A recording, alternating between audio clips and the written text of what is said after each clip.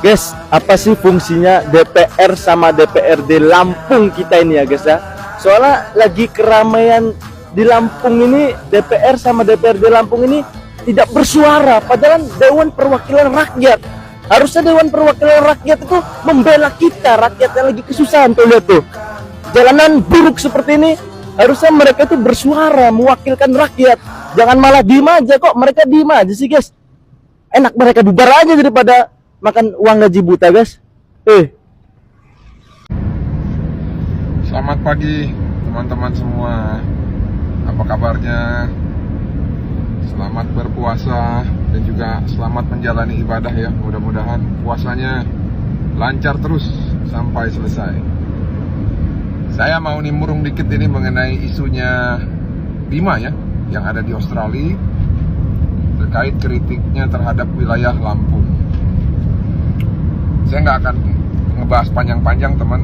Saya hanya mau membahas dari segi aspek ya, respon ya.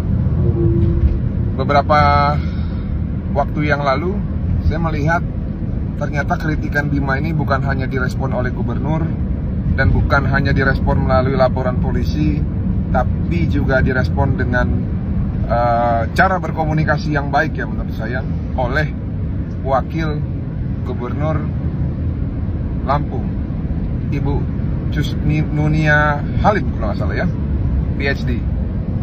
Saya melihat ibu ini ya sebagai wakil gubernur dalam menyikapi dan merespon kritiknya Bima itu di stasiun televisi TV One.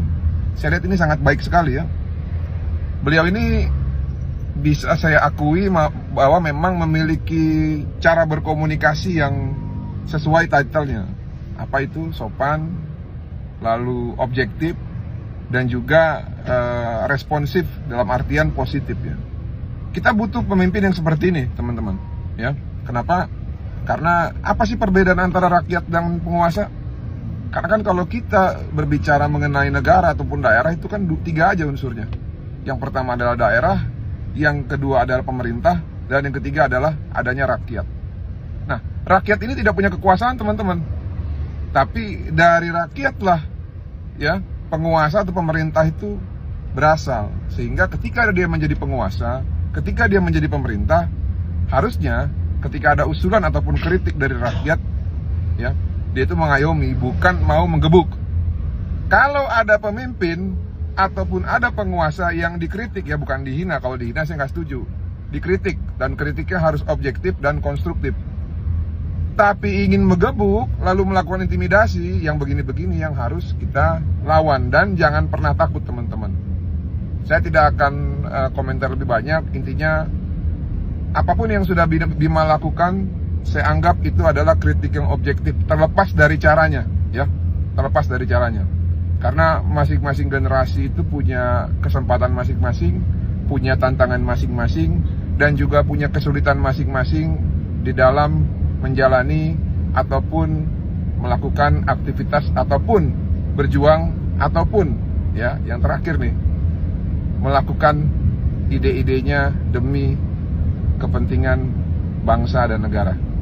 Demikian dari saya, Martin Lukasi Manjuntak. Terima kasih. Ini masalah tuh belum kelar ya guys. Gue kasih tahu aja nih. Gue bocorin nih.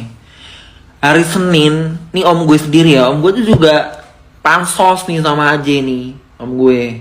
Cuma gue biar-biar aja udah dia pansos. Dia ada media soalnya. Nah, om gue kan orang hukum. Ya dia bilang hari Senin akan saya adakan konferensi pers. Konferensi pers apa om? Jangan ngarang deh. Ini masa konferensi pers di rumah gue, di rumah Sri. Sri udah di Sri. Sri lu nimbang jagung aja Sri, udah ya nih Sri. Gak usah ngelakukan konferensi pers. Apa? Gue heran ya, orang yang kena kasus siapa, yang konferensi siapa. Gak jelas. Sumpah lo pada pansos semua anjrit. Profiling. Nah, gue gak ngerti profiling ini tujuannya apa.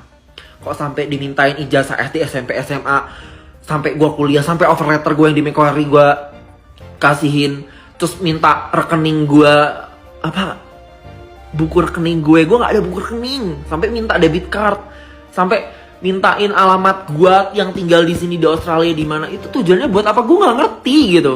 Lu jelasin, itu buat apa? Gue bingung gitu. Gue mau nobatkan teman-teman di Lampung sebagai suku tersabar di bumi pertiwi ini ya.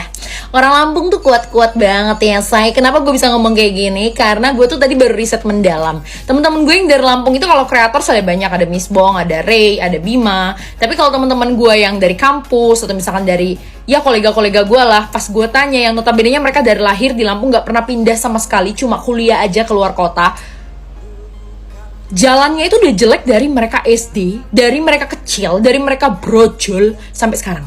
Kebayang gak sih? Kayak bener-bener belasan tahun dong berarti ya say. Itu udah berapa kali ganti gubernur say. Makanya bener kata Bima, itu pejabat Lampung di reshuffle. Gue sepakat. Kalau lu tahu jalan dari Gejayan ke Hartono Mall di Jogja, itu tuh tadinya bolong-bolong. Tadi gue datang udah mulus di aspal semua. Gue nggak bilang jalan di Jogja 100% bagus, tapi lebih banyak yang bagus. Semangat ya orang Lampung. Viral gak dibenerin. Dan cara seperti itu ternyata berhasil untuk membuat pemerintah kita bekerja di negara ini. Kalau memang kayak gitu cara kerja pemerintah, ya udah, yuk seluruh masyarakat Indonesia stitch video ini, tunjukin jalan jelek di kota kalian yang hancur biar diviralin dan dibenerin oleh pemerintahan setempat. Dan herannya di negara ini, kalau ada masyarakat yang mengkritik, dikatakan bahwa lu nggak pro pemerintah, tidak support pemerintah. Dan gua mencoba mengutip dari idola kita semua, yaitu Bang Rocky Gerung. Mengkritik adalah menguraikan atau menghancurkan sebuah pemikiran dan sebuah gagasan agar muncul pemikiran baru yang gunanya untuk membangun. Tapi arti mengkritik berbeda di mata pemerintahan kita. Bahwa orang yang mengkritik pemerintah dianggap tidak pro, tidak support pemerintah, dan dianggap sebuah ancaman bagi pemerintahan itu sendiri. Jadi untuk seluruh masyarakat Indonesia, kalau kalian takut mengkritik, gampang. Kalian cukup bantu viralkan apa yang kelihatan janggal, apa yang terlihat terjadi kebohongan. Ini sebuah tuh kemunafikan dan kebusukan. Yuk bantu viralin. Karena kalau nggak viral, nggak didengerin. Kalau didengerinnya harus didengerin sama pejabat kayak Bapak Menteri ataupun Bapak Presiden, baru ditindak lanjut. Jadi media sosial sekarang adalah senjata buat masyarakat. Kalau misalkan kita menemukan kejanggalan dan juga kebusukan di negara Konoha. Ternyata prediksi para netizen itu benar. Langkah oknum pengacara yang melaporkan Bima itu blunder besar dan merugikan gubernur serta jajarannya. Jadi begini teman-teman, pimpinan daerah di Lampung itu sangat beruntung punya banyak anak muda yang peduli serta berani membuat presentasi yang berisi kritik pada pembangunan, berani protes terhadap kinerja dinas-dinas. Teman-teman, kemerdekaan netizen untuk membuat konten dan beraksi di kolom komentar itu dapat menyelamatkan penguasa serta jajarannya dari penyalahgunaan kekuasaan, korupsi, bahkan penjara. Bukankah kemajuan, perbaikan, dan langkah positif itu seringkali berawal dari konten maupun komentar negatif dari para netizen yang mencintai daerahnya? Saya sudah banyak menulis tentang ini.